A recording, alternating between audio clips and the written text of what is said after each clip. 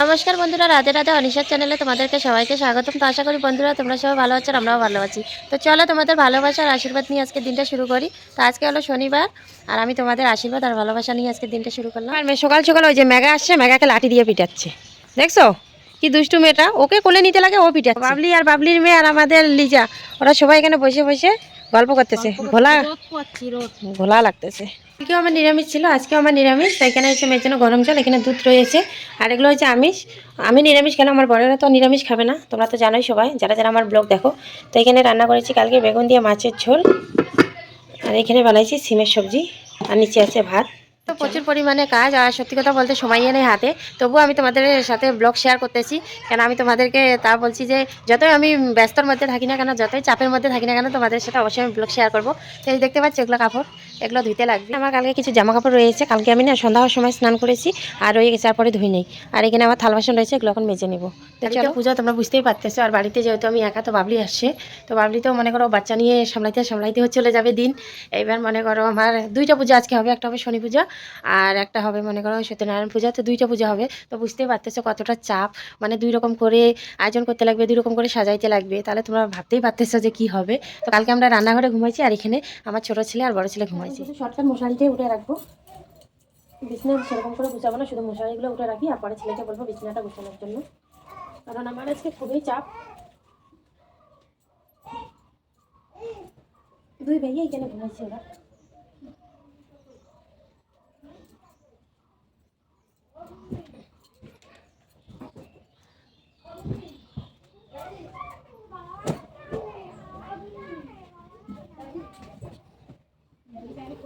তো বন্ধুরা এখানে ঠাকুরের জন্য দুই ঝুঁকি কলা আনা হয়েছে, আরও বাদ বাকিগুলো ঠাকুর মন্দিরে আছে।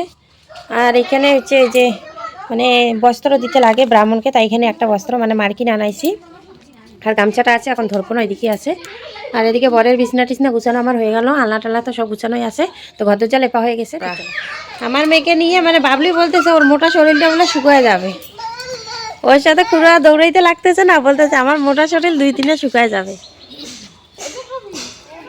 আমি ধুয়ে দিব, কেননা এগুলো স্নান করে আবার আমাকে এখন করতে লাগবে, তো রোদ আছে, এখন ধুয়ে দিলে শুকিয়ে যাবে। কি আমার সার্জার প্যাকেট কোথায় গেল? ওই তো সার্জার প্যাকেট।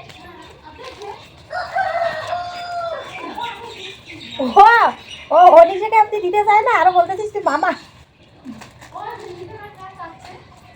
দিতে চায় না।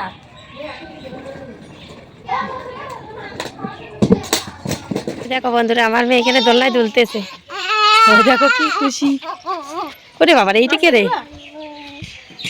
দেখছো দোলনায় দুলতেছে কি খুশি।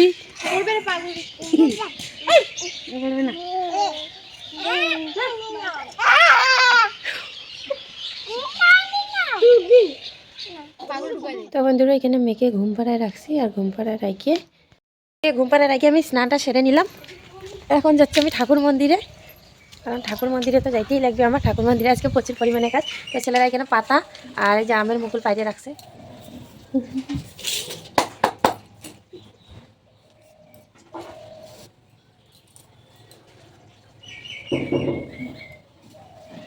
তো সবাই তোমরা ভগবানকে দর্শন করো, আর একবার করে বলো রাধে রাধে হরে কৃষ্ণ। তো এগুলো একটা বৌদি বাড়ির পাশে বৌদি ফুল দিয়ে গেল, আর এগুলো আনছে আমার ছেলেরা।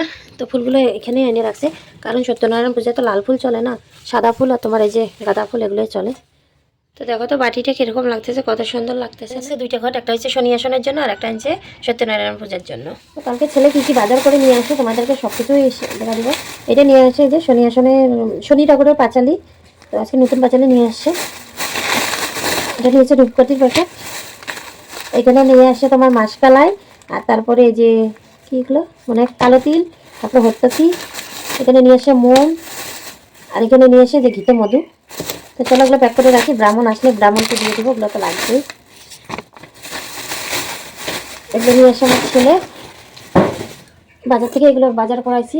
এবার বর কি নিয়ে আসলো ওগুলো দেখাই দেবো। তারপরে এখানে দুইটা আসন, মানে আমি একটা হলুদ কাপড় আনতে বলছিলাম ছেলেকে, তো হলুদ কাপড় না এনে একটা হলুদ আসন নিয়ে আসে, থাক এটা লাগবে। একটাই যে নীল কালারের, এটা তো শনিদেবকে লাগবে। তো 5 রকমের ফল আনতে বলছে, তো এখানে নিয়ে আসে আঙ্গুর, এখানে নিয়ে আসে আপেল, এখানে নিয়ে আসে কাশফুল, এখানে নিয়ে আসে কমলা লেবু, আর এখানে নিয়ে আসে মৌসুমি। এই যে 5 রকমের ফল নিয়ে আসছে এখানে। একটু ব্যাক ক্যামেরায় দেখা দিই। এই যে 5 রকমের জিনিস, তো এখানে নিয়ে এসে ছেলে কলা, তো এখানে রেখে দিয়েছি। কলা বলছে 4 ঝুঁকি লাগবে, তো ছেলে কালকে এগুলো নিয়ে আসে, আর ওর বাবু যেগুলো নিয়ে আসে ওগুলো ঘরে আছে। আমি ভগবানকে এখানে পূজা দিয়ে দিয়েছি। আর এখানে এই যে মনসা মাকে দুধ কলা দিয়েছি।